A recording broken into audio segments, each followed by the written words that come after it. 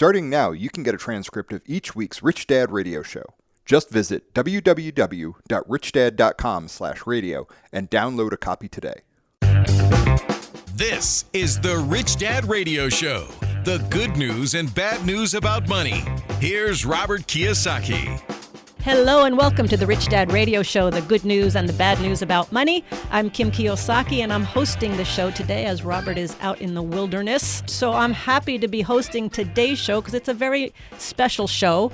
If you have ever thought of an idea for starting a business, if you are in business, if you are an entrepreneur, if this is a time where you're looking at growing your business, this is a show for you because, you know, Robert and I often at the Rich Dad Company, we talk about what are you building? What are you building for yourself? What are you building for your family? When it comes to investments, assets, something that puts money in your pocket whether you work or not, what are you building when it comes to your assets? What are you building when it comes to your business? And today we have an incredible guest. If you have ever heard of Gallup, Gallup, Gallup polls, they're famous for doing all of the polling around politicians, around issues. Anytime there is a poll to be done, Gallup is in there. And our guest today is Dr. Sangeeta Badal, and she is a principal scientist for Gallup's Builder Initiative. And she is responsible for translating research findings into interventions that drive small business growth. So here's the cool thing. Is, you know, we've had a lot of entrepreneurs on our program, a lot of successful business people who talk about their stories and what they've done. Well, now we've got the research and the science behind how you build a thriving startup. And the name of Sangeeta's book is Born to Build, How to Build a Thriving Startup, a Winning Team, New Customers, and Your Best Life Imaginable. So Dr. Sangeeta Badal actually in this book has interviewed 4,000 entrepreneurs and 30,000 non-entrepreneurs. So she has a ton of research and a ton of science behind her. And we're going to find out the science and the research connected to building a business, building whatever it is you want to build. So welcome to the show, Dr. Sangeeta Badal. Thank you so much, Kim. It's a pleasure to be here. Oh, it's a pleasure to have you here. I'm very excited to delve into this topic because it's something that we talk about at Rich Dad often is what are you building? So if we can get started, Sangeeta, with a little bit of your background. How did you get into this whole arena? My background is in economic development. So for years, I have worked in developing countries, understanding the role entrepreneurship can play in poverty reduction. This was way back in poverty reduction. Yes, in the 90s when Grameen Bank had come onto the scene, and there were these self-help groups in developing countries that were getting mostly women, but also sometimes men who belonged to the lowest economic strata to get these small loans so that they could start something of their own and then earn a living. And now look where we are. This is entrepreneurship is absolutely smack center in the strategic economic development conversation. So it has been a really long but rewarding road. And I've been at Gallup for about 15 years, and my role is to understand what separates businesses that thrive from others that might stall or even might fail. As you know, failure rate is pretty high. Yeah, no kidding. What a great way to start. You were working with people with microloans and getting small money to people so that they could start a business and get their way out of poverty. That is right. Wow. I was not on the lending side, but more on the development side. So working with these self-help groups of women to make sure that the money is allocated correctly in terms of getting what they needed to start something of their own. So you do see you see the purpose behind entrepreneurship. Absolutely. Yes. And I also understand that it was the women, the small businesses for women, and they have like the highest payback rate of their loans of anybody. That is true. Yeah. About 90% comes back. Yep. That's fantastic. Fantastic. Mm-hmm. So your book, Sangeeta, is called Born to Build. What do you mean by the word build? Building could be any activity that generates economic energy. So what we mean by that is it could be a startup, it could be a nonprofit, it could be a division in an existing business. So someone who's an employee is trying to do something new and cool and come up with a new product or service within a business. Anything that creates economic energy is what we term as a builder. And where we are coming from at this particular topic is we offer in this book a very uniquely psychological approach to building something. What I mean by that is we help the readers understand who they are, and this is really important. We start with who they are, what talents do they have, and then next move on to knowing who they are, what is it that they should build? And lastly, how? What is the process or what is the method to build it? So there are these tools and techniques in the book that can help you build a sustainable and profitable venture. And the overarching message of the book is that, understand your builder talents and then build something. So a builder could be starting their own business, or it could be an employee, such as like an entrepreneur. They call them entrepreneurs. Maybe they start a new division or start a product and take it to market within their company. That is absolutely right. Okay, so Someone who's maybe creating something to sell on Etsy, that's a builder too. Someone who's building a church is a builder. A student who builds an app is a builder. Anything that you put a customer in front of, creates something, and that creates economic energy becomes the process of building. Okay, so is it they're actually taking it to market in all cases, whether they're building a church, whether they're building a business, they're actually taking it to market. That is correct. There's always a customer attached to it. Always a customer. So how do you know if you're a builder or not? I think all of us have talents to build something. Humans are born to build. We seek fulfillment, engagement, and meaning in our lives. Building something, whether it is a startup or, like I said before, growing a church or creating something and selling it on a website, turns people like you and me into engines of innovation and entrepreneurism. We power our communities and cities and nations that way. And this activity of building benefits not only the individual, but also our economy. So on the individual level, there is learning and there is skill building that is happening as you're building something. That also leads to increased confidence for the individual. And this is so important. By starting a venture, the person becomes a potential job creator rather than a job seeker. And on the other end, it also benefits our economies because, like we've been talking about this, we generate new economic activity every time we take something and offer it to a customer. So through this book, I think we want to encourage more and more people to build something. And so let's say I'm considering building a business or just starting. I have an idea, and an idea doesn't make an entrepreneur, doesn't make a builder, because they actually have to take that idea and do something with it. Is there like a must? Is there like something that a person must have in order to be a builder? And if they don't have this, then may be better to walk away. So through our years of research and interacting with thousands of pretty highly successful entrepreneurs, we have identified the 10 talents that very successful builders exhibit or show. We've studied Inc. 500, and we've studied Main Street entrepreneurs, just to understand what is it that makes someone successful. And, the answer is there's this diversity of talents that can be leveraged to be successful. So because entrepreneurship is such a complex activity, imagine someone coming up with an idea, then putting the resources together, then moving on and actually building the product or service, finding your first customer. I mean, it's a lot of work. It's a lot of work. So many different parts of it that there is no one thing that determines success in this role.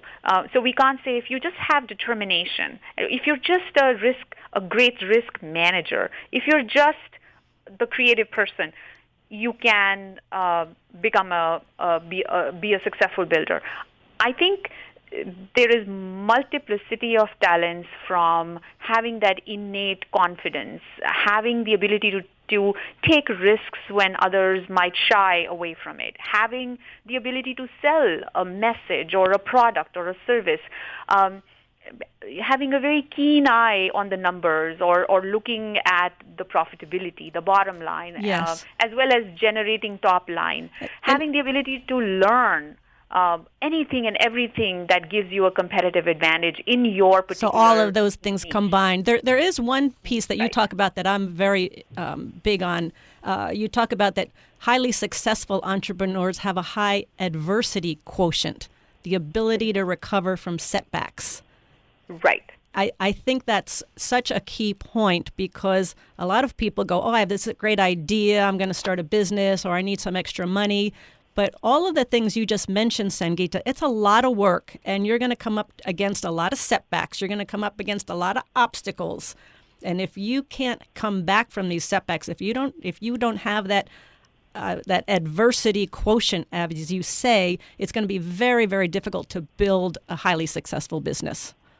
That is so true. So as much work as it takes and as many obstacles that are going to come in this long process of setting something up for success, there are going to be obstacles, and the more tenacious and persistent someone can be, the higher the likelihood of success. So you're talking about what we call the determination talent. And, interestingly, we do see that confidence, independence, and determination are the top talents for the Main Street businesses, which, of course, account for 51% of our private sector output and employ about 51% of private sector workers. So, huge importance and impact on our GDP and employment in our economy, Yes. and very important to understand. I think the future of the world is dependent on builders and entrepreneurs. And, there was a study when you talk about adversity. It was a study of centenarians, people that lived over 100 years old, and what was their secret to longevity.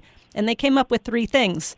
And one was a positive attitude. One was a sense of personal purpose. But the third was the resilience to overcome adversity. So I think those three things as longevity factors are also the three key things to be a successful builder. I 100% agree. I think having that optimistic lens to the world, along with this tenacity and determination and persistence, really, really goes a long way in making someone successful. And where do you find in your research that purpose fits in here? Purpose is very central to human need to be fulfilled and engaged. All our lives we are trying to find that purpose, that meaning in our lives. And I think building something takes care of that intense human need to find what each one of us is made to do. What is our purpose on this earth, and what are we going to, in many cases, leave behind? And that, I think, is central to whether someone is thinking of starting something or creating something that can be offered to a customer, growing something within an existing organization. It's very central to understanding who I am, and then how am I going to take who I am to that next level of building something. Right, with it. because as you say, when you're building, let's say you're building a business, you're gonna come up against a lot of obstacles. And if that purpose isn't strong enough, if my purpose is just to make some money, I'm going to quit. I want something that's going to drive me. So as you say, to make a difference, something that you can leave behind. That is a fulfilling purpose that's going to keep me going as an entrepreneur and a builder. Right, and it's so key that you say keep me going because remember a second ago we were talking about all these obstacles that one has to confront. The process is so arduous that if you did not start with that purpose and you're only going for I'm going into this activity because I'm going to make money, very soon you will burn out. Yes. Because that's not enough to sustain you.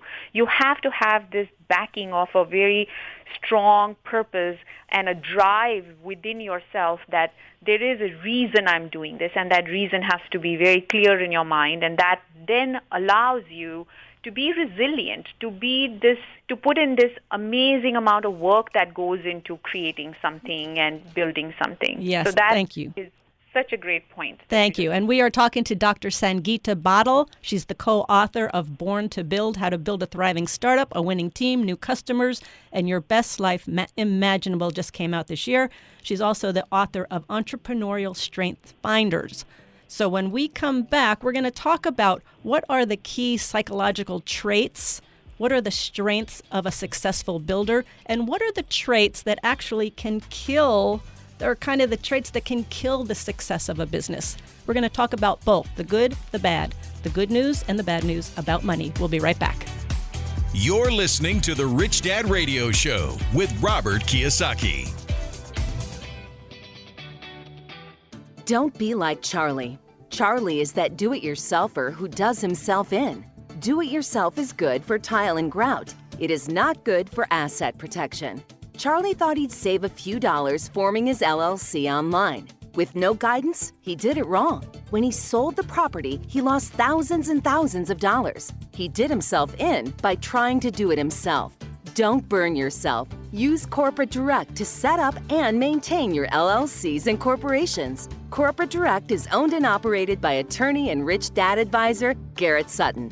Garrett wrote the bestsellers Loopholes of Real Estate and Start Your Own Corporation. He is Robert Kiyosaki's attorney for asset protection. He and his team will do it right. Visit them at corporatedirect.com or call 800-600-1760. Mention Rich Dad and receive $100 off your formation fee. That's corporatedirect.com. corporatedirect.com. Your financial education continues. Now back to Robert Kiyosaki and the Rich Dad Radio Show. Hello and welcome back to the Rich Dad Radio Show, the good news and the bad news about money. I'm Kim Kiyosaki hosting today's show as Robert is out and about in the world today.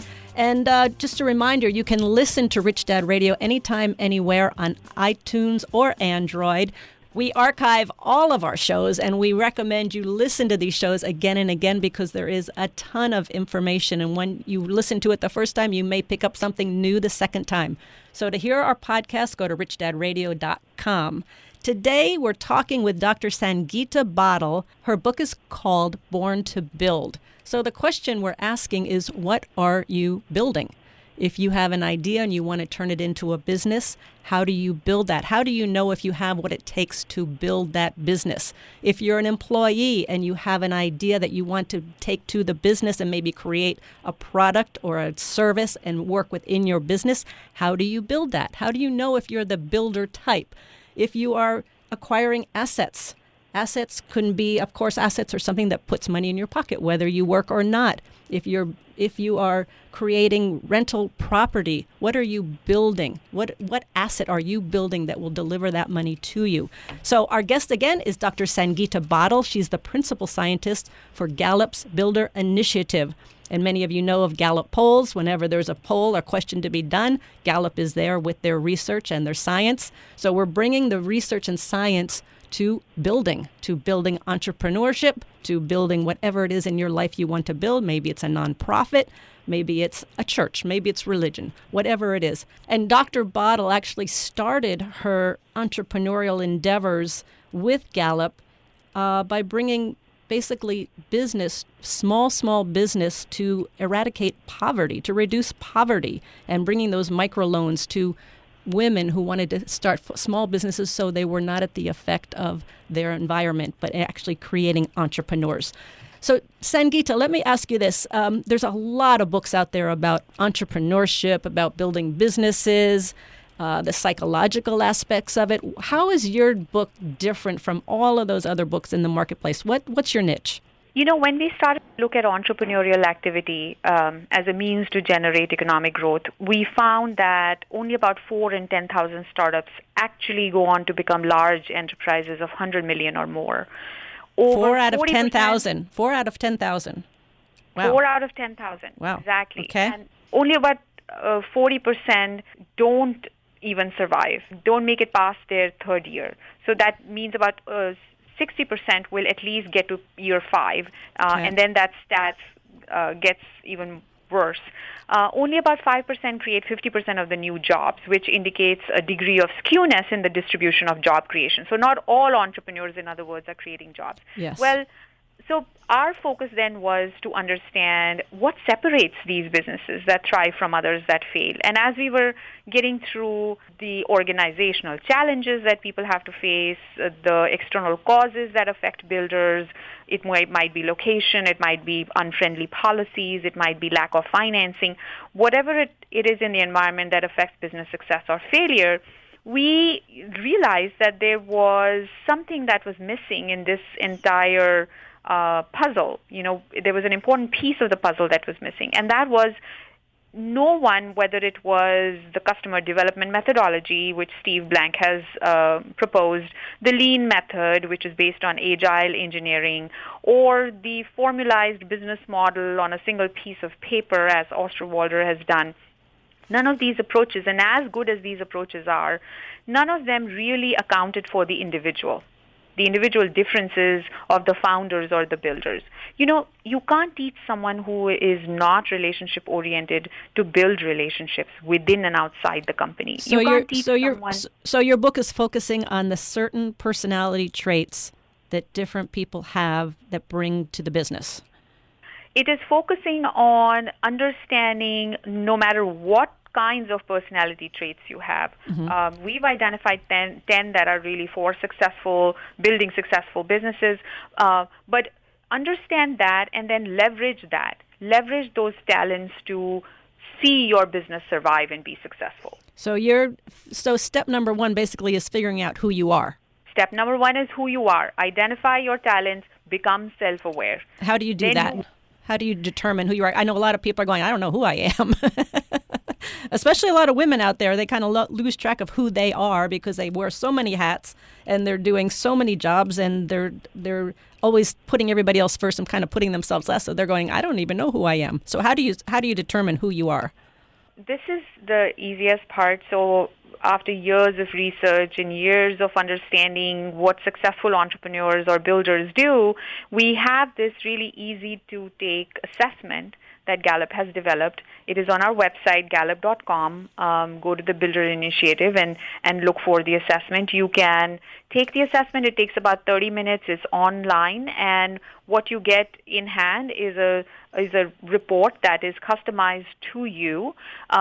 There are 10 talents in descending order with your top 4, which are your dominant talents, right at the top of the report, and that's where you start building. You start understanding, I am much more of a delegator. I am more a relationship builder. I am maybe more creative, or I'm a risk taker or risk manager. So it helps you understand this is what I'm strong at, and now how do I use this to be successful in my business? So say a person who has very high creativity. That's the number one talent. Let that individual then create new products and services and use those creative energies to that end. But if sales is not something that comes inherently to that person, put a high sales talent next to that individual so that you can drive that venture to success. You take a CEO who is having a hard time scaling a business. You put an execution person next to him to build the right workforce, put processes in place, and scale a company. You get my point. I do.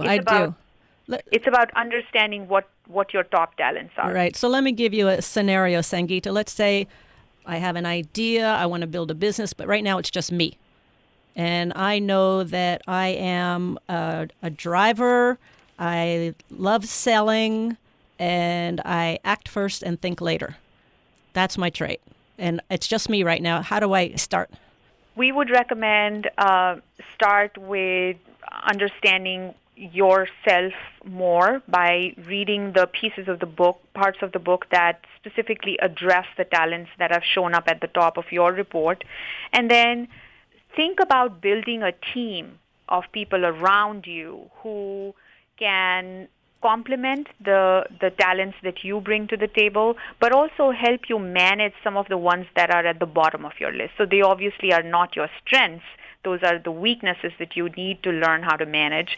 And having that team around you, just like I gave an example of, putting a high sales talent next to someone who's creative, or putting a person who is more a process person or more a conductor next to a CEO who's more maybe a rainmaker.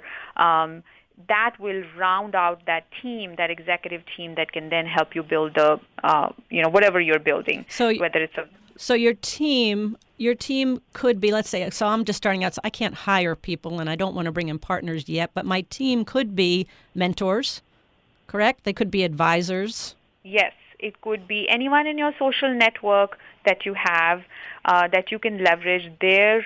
So it could be a coach, a mentor, a role model, a person with shared interests, a partner, accountability partner, some expert that you can tap into from time to time to get their expertise on whatever your business problem is. Anyone who can, in fact, what in the book we recommend, it is a great idea for someone who's starting out. After you get your report from the assessment, the next step should be to create a personal board of directors. And we call it the personal board of directors because it is about the individual. It is about the builder who's at the center of this activity. So who in your network of friends, co-workers, coaches, family members could be on your board? And who are the people you trust, whose opinions you value? And who can be honest with you? I think that is really, really important. Someone who can give you feedback about the decisions that you are planning to make or are making. And then you leverage those people for what they bring to the table in understanding what needs to be done to start something or to grow something. And keep in mind that diversity of ideas and expertise will be really, really beneficial to the journey. So, got it. Great advice. Let me give you a real-life example as well. So when Robert and I started the Rich Dad Company, and we actually started in 1996, it was just Robert and myself. The problem was we were very similar, actually, in our personality traits. We, according to your terms, we were very determined, we were very independent, we were very driven, but we were very similar that way. So how do you deal with two people coming together to start a business who have very similar traits? Is that positive? What do we need to do? Because I know a lot of people do bring, people like them together because they want somebody like them to start a business with. Absolutely. And that is what happens most often. Builders select co-founders and early partners from their immediate network of family and friends, just like you just mentioned in your example. Linking up with people who are very similar to you does have its benefits. People who have similar backgrounds and similar education and skills and work experience, it reduces the likelihood of conflict. It creates social and emotional support that builders need in early stage of developing a venture. It makes it easier to also access some resources for early stage venture. You just two of you. You can depend on each other. That's a resource. It's human resource right next to you that can divvy up the work and give a helping hand. But homogeneous teams also limit a builder's world. There is you want different perspectives. You want different ideas. You want people looking at it from a different point of view than just the same. Is that what you're saying? Absolutely. You need functional diversity. You need different competencies or work experiences. You also need cognitive diversity. That's what you were just mentioning in terms of different ways of thinking, of tackling problems, of looking at a problem differently, coming up with a different solution. So even though homogeneous teams are good and builders generally rely on their family and friends, it is important for teams to be diverse. And the more diverse you are, the higher the likelihood that you are going to do good to your venture. Got it. So go to Gallup.com and go to Builder Initiative and take this assessment, not just for you, but for members who are possible members of your team, because this is giving you that diversity that Sangeeta's talking about. You want to make sure that you have the different pieces of the puzzle. You talk about there's traits, personality traits that can actually sabotage a business that a lot of builders have. And one that you talk about is entrepreneurial myopia. Could you explain that? Yes, I think entrepreneur or builder myopia is the inclination of the entrepreneur or builder to fall in love with their own idea or their own product. And when you fall in love with it, it is very hard to be objective about that service or that product that you want to offer to the market. And so it is, and this is more in case of people who have very high level of independence. And how we describe that trait is someone who is highly responsible, who is a Jack or Jill of all trades, who can single-handedly start and operate a venture. And these people with very high independence love to launch something. You know, they're full of ideas, and they know that they have this inherent sense of competence. You know, I can do it all. I know how to gather resources. I know how to put it all into action. I know the strategies I need to implement. They're just very self-reliant individuals. And what happens with high independence is, on one hand, it is awesome because you autonomously set goals, you take action, you actually get something off the ground, you can handle everything from, you know, working the phone lines to cleaning your premises to getting customers and handling customers and everything that happens from day one to making the final sale. But you say these people get blinded by their passion. Basically, they don't listen to critique. They don't assess risks because they just think it's the best thing in the world, and don't ever tell me I can't do this or it's not going to work. Right, because this go-it-alone builder can get things done. You know, he or she has gotten things done, and that trait then also on the negative side can jeopardize the very survival of the venture. You know, it's impossible to do everything by yourself, and that's where you need to bring in other perspectives, other people, help hands, give up some of the control, which is very hard for them to do because they're so in love with what they have created. Right. There's a book called Ego is the Enemy by Ryan Holiday, and he says don't be passionate. And he says he describes passion as unbridled enthusiasm, and he used the example of Segway.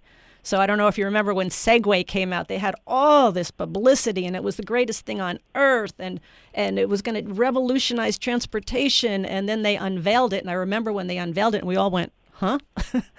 And he talks about that the founders of Segway, they were blinded by their passion. So passion by itself can be very detrimental, is kind of what you're saying with entrepreneurial myopia, because they do not take criticism and they do not hear the objections or the real concerns that other people might be voicing. Right. It's very hard for them to be objective about what they have created and what they are bringing to the market. I think what our recommendation for them is, you know, assess the market need. Always keep a ear to the ground. Be aware of the competition and understand your target customer. As you develop a product, service, or whatever it is that you're building, it has to make sure it aligns with the customer needs. So don't fall in love with what you've created. Constantly look at it critically and keep evaluating. Is this still meaningful for the customer? Is the customer telling me something different? Do I need to change tracks here, or do I need to do something that would fulfill that need that the customer is telling me? And so if you don't listen, then that's what myopia is. Right. And you also touched on one other blind spot that a lot of builders and entrepreneurs have, which is, you said, the need for control, that they can't delegate. They don't think anybody can do it better. And in our world, we call that the S quadrant, the self-employed, who basically no one can do it better. If you want it done right, do it by yourself. But you're saying that this need for control keeps the business from growing. That is absolutely true. And we measure this through what we call the delegator talent. There are very few entrepreneurs who have the ability to start something, but then recognize that now is the time I need to bring someone else in so that I can now work on the business rather than in it. So, and that's that very critical difference between the businesses that will scale versus the businesses that will stay small. Because when the builder does not recognize that now is the time when I require a shift from do-it-yourself style, which is helpful in the early stages, to a more hands-off approach, that's when the business is stalled. That is such a great point because, again, I recommend the book Born to Build, because if you are not a delegator, if you have a hard time delegating, exactly as you're saying, Sangeeta, you're going to have a very difficult time growing your business. So just to understand what a delegator is so important, so important. Absolutely. And it also frees up the builder's time to focus on activities that is going to grow that is going to yield the highest returns for that venture. Right. And you've got to free up your time. You can't be handling day-to-day things and then think that somehow magically the business is going to scale. Right. The builder has to put in time to strategize about scaling and open up your calendar for that, open up time for that, and delegation is the key to doing that. Again, I want to recommend Dr. Sangeeta Badal's book, and Badal is Badal, Born to Build, How to Build a Thriving Startup, a Winning Team, New Customers, and Your Best Life Imaginable. And go to the website, gallup.com, and look for the Builder Initiative and take this assessment for you, for those you work with, for those you're thinking of working with, because it can really make the difference between a small business and a highly successful business. Dr. Sangeeta Badal, thank you so much for your time. Thank you so much, Kim. This was wonderful. I just have to say one last thing. Yes, on please. That website, there is also other resources that people can use, builders can use.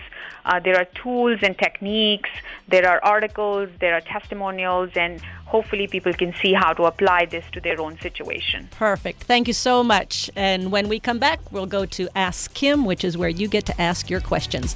You're listening to the Rich Dad Radio Show with Robert Kiyosaki. Don't be like Charlie. Charlie is that do-it-yourselfer who does himself in. Do-it-yourself is good for tile and grout. It is not good for asset protection. Charlie thought he'd save a few dollars forming his LLC online. With no guidance, he did it wrong. When he sold the property, he lost thousands and thousands of dollars. He did himself in by trying to do it himself. Don't burn yourself. Use Corporate Direct to set up and maintain your LLCs and corporations. Corporate Direct is owned and operated by attorney and rich dad advisor Garrett Sutton. Garrett wrote the bestsellers Loopholes of Real Estate and Start Your Own Corporation. He is Robert Kiyosaki's attorney for asset protection. He and his team will do it right. Visit them at corporatedirect.com or call 800-600-1760. Mention Rich Dad and receive $100 off your formation fee. That's corporatedirect.com. corporatedirect.com. Financial freedom begins with financial education. Now back to Robert Kiyosaki and the Rich Dad Radio Show.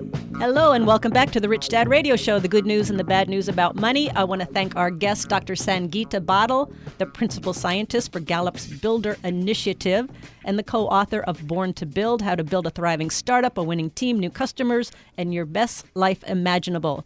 And go to her website at gallup.com. There's lots of resources there, but especially go to the Builder Initiative where you can take her assessment or their assessment and to find out who you are and to figure out how you can best build you and your team and support your business. Because one of the key things she said is that one of the traits of a successful entrepreneur, a successful builder, is a delegator.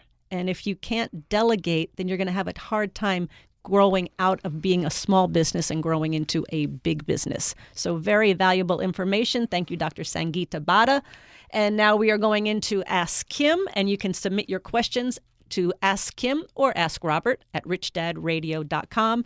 Again, we recommend that you listen to these podcasts again and again, and you can hear them. Go to richdadradio.com. You can hear them anytime. And as we say, repetition is how we best learn. So listen to them again with your business partners, with your family members, with your spouse, and keep the learning going, because one of the traits of a successful builder is a lifelong learner. So, Melissa, what is our first question? Our first question today comes from Trevor in Salt Lake City. Favorite book, Rich Dad, Poor Dad. What is the one thing you personally do to overcome and recover from setbacks or obstacles in your life? Well, that's a good question, Trevor, because we talked about that on the show. And Dr. Sangeeta says that for highly successful entrepreneurs, they have a high adversity quotient, the ability to recover from setbacks. So I think the way that I've always looked at setbacks and obstacles, and Robert has as well, is we always know that they're there to teach us something. And of course, when it happens, I'm not too happy about it. I might rant and rave. I might yell a little bit. I might blame a few people. But then I step back, get some fresh air, and go, okay, what is this teaching me? What do I need to learn here? And always out of a setback, always, at least this is my belief, always out of a setback, something good happens. So for me, an obstacle, a mistake is just showing me something that I didn't know. So I have got to clear my mind, step back and go, what do I not know that I need to learn? And how can I use this and make myself and make my business better? So I mean, as an entrepreneur in life, you're going to have setbacks like every single day. And so what so many people do is they want to blame somebody. It's not my fault. They don't want to take responsibility for it. They it's because of this or because of that. But when you can look at everything that happens in your life, in adversity, a setback, a mistake, and see the lesson that you can learn from it to make you better, then that's when life changes. Next question, Melissa. Our next question comes from Anna in Rapid City, South Dakota. Favorite book, Rich Woman. All right, Anna, thank you very much. She says, Kim, I know you and Robert focus on continuing self-improvement and growth in your lives. My question is, how much do you rely on pure gut instinct or intuition in business? That's a great question, Anna. Thank you for that. I would say this. When I look back, and I do a lot of personal development work on myself, and one of the things I did is I went back and I looked at all of the really big mistakes I made in my life, the things that really were the setbacks, as Trevor said earlier. And I noticed there was one common denominator in these big, big mistakes. And the common denominator was I didn't trust myself. That was it. And I think that's what you're talking about, Anna, when you talk about your gut instinct and your intuition. I saw it, I felt it, and I ignored it. And so the personal development side, I think for me, allows me to get more in touch with my intuition, to get more in touch with my gut feeling, and to spot those things when the red flags come up, to spot them and to not ignore them, but to take them on full task. So for me, intuition is very important, and I get my intuition developed more through the personal development work I do. I'm now starting meditation. I do journaling where I write. I read every day a little uplifting or a personal development book, and all of that adds to, I guess the more personal development work I do, the luckier I get because I trust my intuition more. So thank you so much for your questions. Please keep sending in your questions because that's where we get to learn what's going on with you, and you can submit your questions to Ask Robert or Ask Kim at richdadradio.com. And again, I want to thank Dr. Sangeeta Badal and Born to Build, because at Rich Dad, we're always asking people, what are you building? What are you building? What is that asset that you are building that's going to give you that financial, not just security, but the financial freedom for you and for your family?